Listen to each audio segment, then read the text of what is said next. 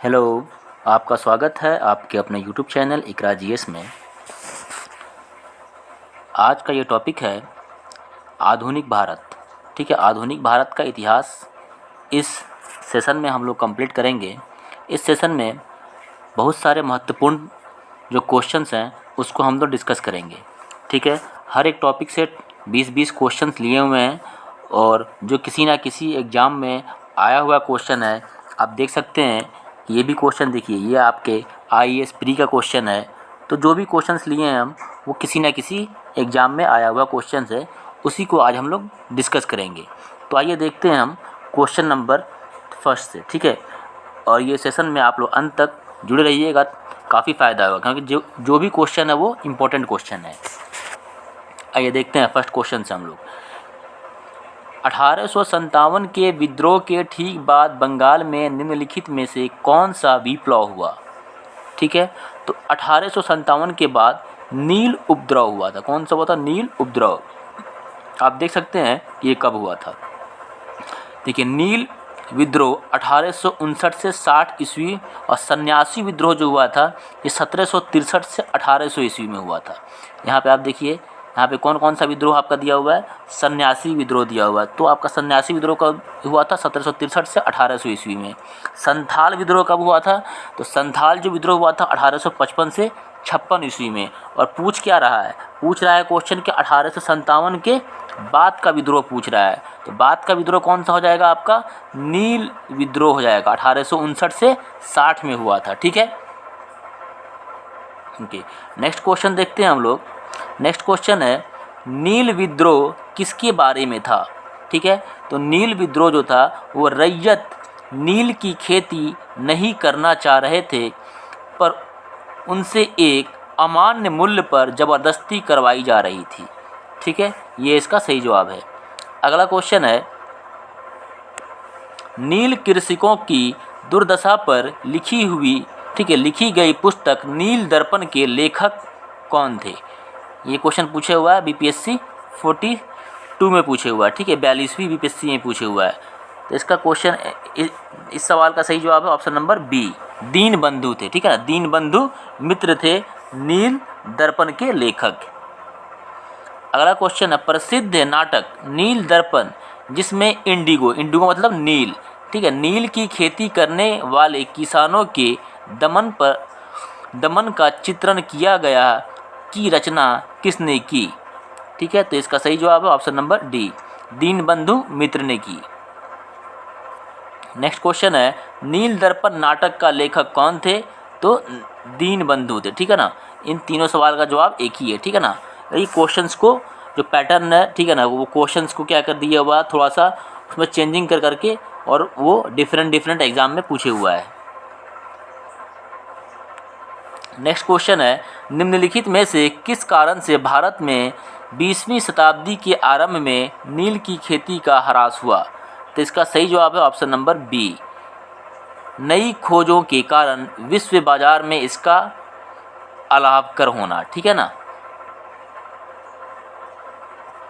अगला क्वेश्चन है question number 7, Bankim Chandra Chattopadhyay के संदर्भ में निम्नलिखित कथनों पर विचार कीजिए।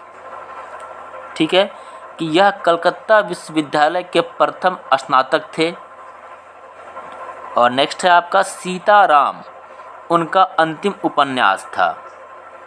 तो इसका सही जवाब है ऑप्शन नंबर डी, 1 और 2 दोनों क्या है आपका सही है। ठीक है ना, ये कलकत्ता विश्वविद्यालय के प्रथम स्नातक भी थे और ये सीताराम उनकी अंतिम उपन्यास भी थी।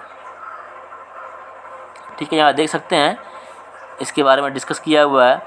जदुनाथ बोस और बंकिम चट्टोपाध्याय कलकत्ता विश्वविद्यालय के प्रथम स्नातक बने। ठीक है, और सीताराम 1886 ईस्वी में प्रकाशित बंकिम चंद्र चट्टोपाध्याय का अंतिम उपन्यास था। नेक्स्ट क्वेश्चन है, वंदे मातरम गीत किसने लिखा है? तो इसका सही जवाब है option number D, Bankim Chandra Chatterjee ने लिखा है। अगला क्वेश्चन है, बंकिम चंद्र चटर्जी के आनंद मठ में किस विद्रोह का उल्लेख है? तो सन्यासी विद्रोह का उल्लेख है। बंकिम चंद्र चटर्जी के आनंद मठ में सन्यासी विद्रोह का उल्लेख है। अगला क्वेश्चन है, आनंद मठ उपन्यास की कथा वस्तु आधारित है। तो सन्यासी विद्रोह पर, ठीक है ना, सन्यासी विद्रोह पर ये आधारित है। नेक्स्ट क्वेश्चन है, निम्नलिखित विद्रोहों में से किसको बंकिम चंद्र चटर्जी ने अपने उपन्यास आनंद मठ में उल्लेख करके प्रसिद्ध किया? तो सन्यासी विद्रोह को। अगला क्वेश्चन है क्वेश्चन नंबर 12, निम्नलिखित में से किसने अपनी कृतियों द्वारा सन्यासी विद्रोह को ख्याति प्रदान की? तो बंकिम चंद्र चटर्जी ने। नेक्स्ट क्वेश्चन है, बंकिम चंद्र चटर्जी के प्रसिद्ध उपन्यास आनंद मठ का कथानक आधारित है।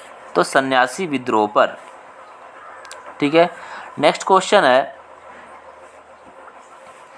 निम्नलिखित युग्मों में कौन सही सुमेलित नहीं है?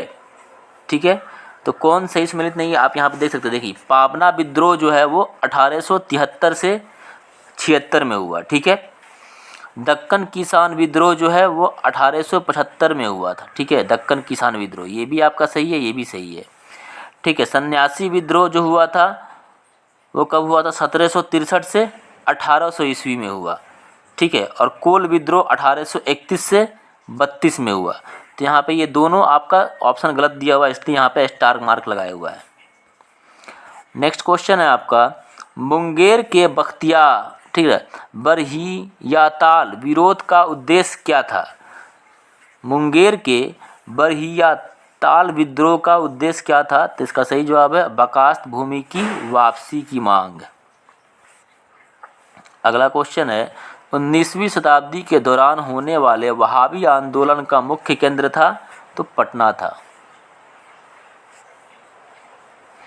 नेक्स्ट क्वेश्चन है, कूका आंदोलन को किसने संगठित किया? तो गुरु राम सिंह ने। कूका आंदोलन को किसने संगठित किया था? तो गुरु राम सिंह ने किया था। अगला क्वेश्चन है, कूका आंदोलन की नींव पड़ी थी? तो पंजाब में नींव पड़ी थी इसकी। नेक्स्ट क्वेश्चन है, पागलपंथी विद्रोह वस्तुतः एक विद्रोह था, किसका था? तो गारो का विद्रोह था। किसका था? ऑप्शन नंबर बी आपका सही जवाब है, गारो। पागल पंथ की स्थापना किसने की थी?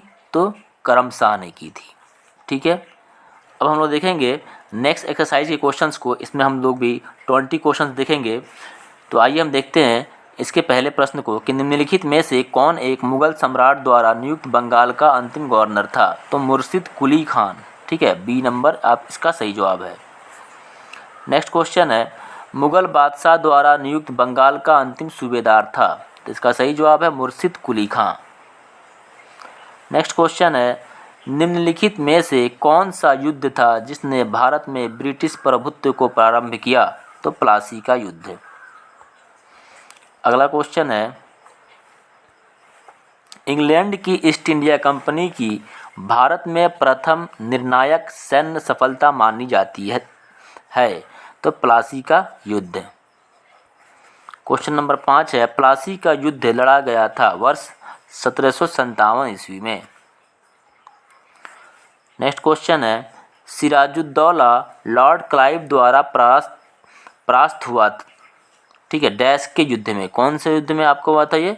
तो प्लासी के युद्ध में।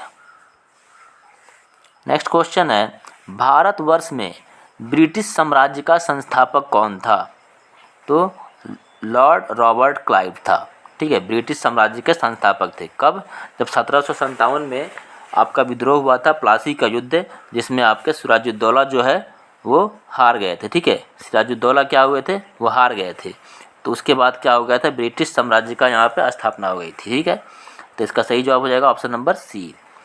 नेक्स्ट क्वेश्चन है क्वेश्चन नंबर 8, निम्नलिखित में से किसे स्वर्ग से उत्पन्न सेना नायक कहा गया? ठीक है, स्वर्ग से उत्पन्न सेना नायक कहा गया रॉबर्ट क्लाइव को। नेक्स्ट क्वेश्चन है, प्लासी का युद्ध मैदान कहाँ स्थित है? तो पश्चिम बंगाल में। अगला क्वेश्चन है क्वेश्चन नंबर 10, निम्न में से किसने अपनी राजधानी मुर्शिदाबाद से मुंगेर स्थानांतरित की? तो मीर कासिम ने। क्वेश्चन नंबर 11 है, सबसे अधिक निर्णायक युद्ध जिसने अंग्रेजों के भारत में प्रभुत्व को संस्थापित किया था, तो ये था आपका बक्सर का युद्ध जो 1764 ईस्वी में हुआ था। अगला क्वेश्चन है, अंग्रेजी ईस्ट इंडिया कंपनी द्वारा लड़े गए निम्नलिखित युद्धों में से कौन सा सर्वाधिक निर्णायक था, तो बक्सर की लड़ाई। नेक्स्ट क्वेश्चन है, निम्नलिखित में से कौन सा युद्ध भारत में अंग्रेजों के आधिपत्य की स्थापना की दृष्टि से सबसे महत्वपूर्ण समझा जाता है, तो बक्सर का युद्ध। अगला क्वेश्चन है, बक्सर के युद्ध के समय दिल्ली का शासक कौन था, तो शाह आलम द्वितीय थे। नेक्स्ट क्वेश्चन है, बक्सर की लड़ाई के समय बंगाल का नवाब कौन था, तो मीर जाफ़र थे। ठीक है ना, बंगाल के नवाब कौन थे, मीर जाफ़र, बक्सर के लड़ाई के समय। नेक्स्ट क्वेश्चन है, बक्सर की लड़ाई के बाद किस संधि पर हस्ताक्षर किए गए, तो इलाहाबाद की संधि, जो कब हुआ था आपका 1765 में हुआ था। इलाहाबाद की जो संधि हुई थी, आप यहाँ देख सकते हैं कि इस युद्ध के समाप्ति पर इलाहाबाद की 2 संधियाँ 1765 में हुई थी। नेक्स्ट क्वेश्चन है, निम्नलिखित में से जिस एक शासक ने ईस्ट इंडिया कंपनी को दीवानी प्रदान की थी वह था शाह आलम द्वितीय। क्वेश्चन नंबर 18, 1765 में ईस्ट इंडिया कंपनी को बंगाल की दीवानी किसने प्रदान की, तो मुगल सम्राट ने।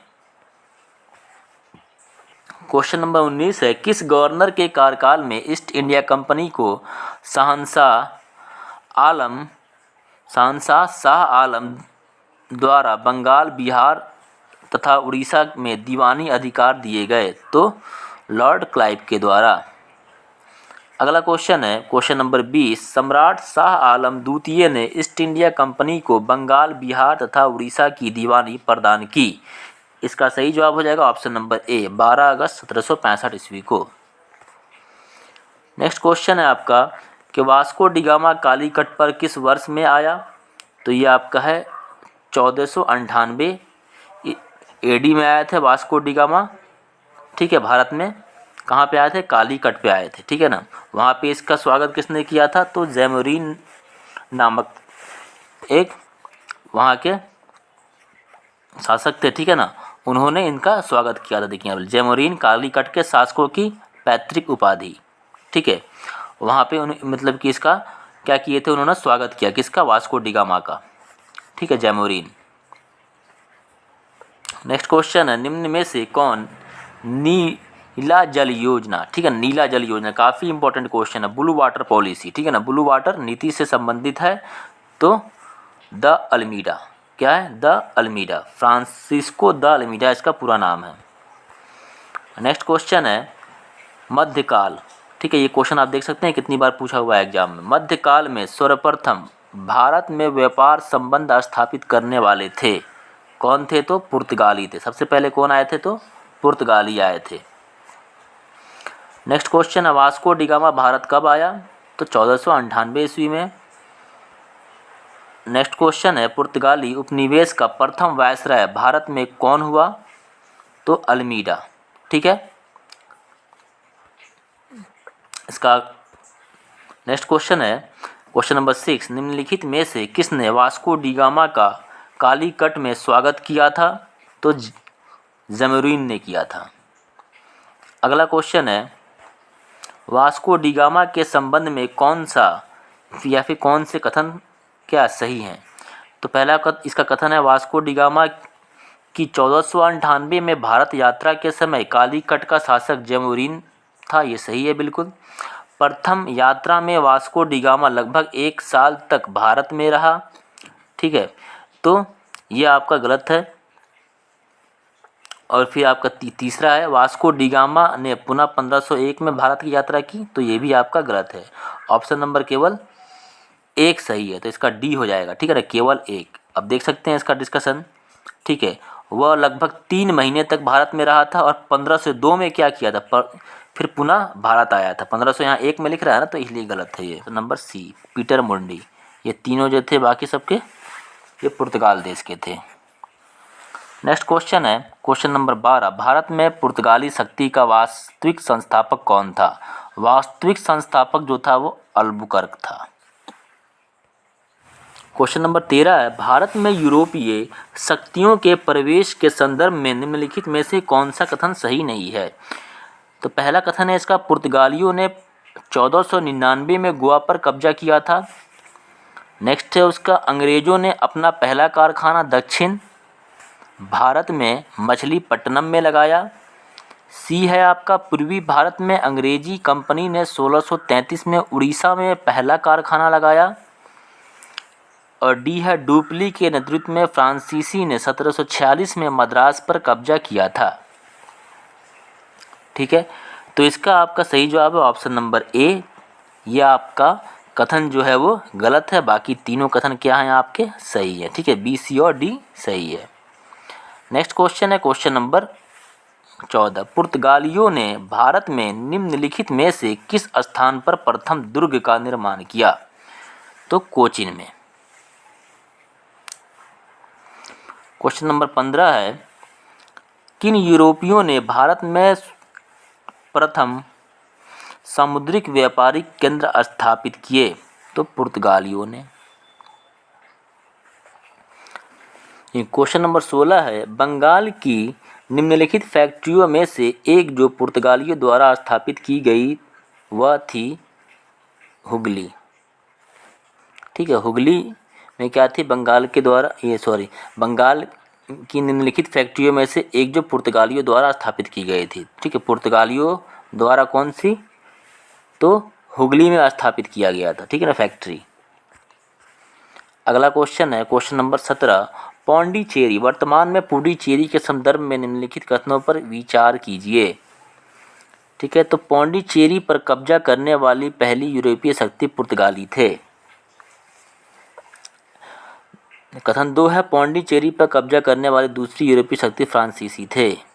और तीसरा है, अंग्रेजों ने कभी पौंडीचेरी पर कब्जा नहीं किया।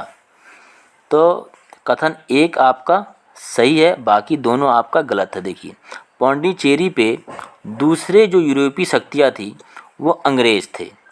ठीक है, यहाँ पे आप देख सकते हैं, इसका यहाँ लिखा हुआ एक्सप्लेनेशन। 1773 में फ्रांसीसी ने यहाँ पे अपने बस्ती, अब देखो अंग्रेज़ों ने भी पौंडीचेरी पर 1793 ईस्वी पर कब्जा कर लिया। फिर 1814 में हुई पेरिस की संधि के तहत फ्रांस को सौंप दिया था। ठीक है, तो दूसरी जो शक्ति थी वो कौन थी? वो आपकी अंग्रेज़ की थी।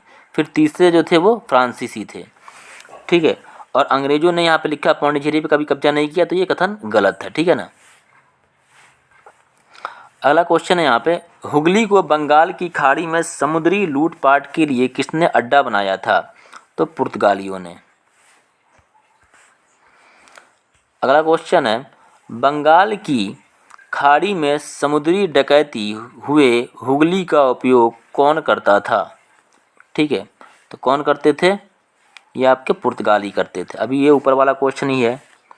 नेक्स्ट क्वेश्चन है क्वेश्चन नंबर 20, निम्नलिखित में से कौन कलकत्ता का संस्थापक था?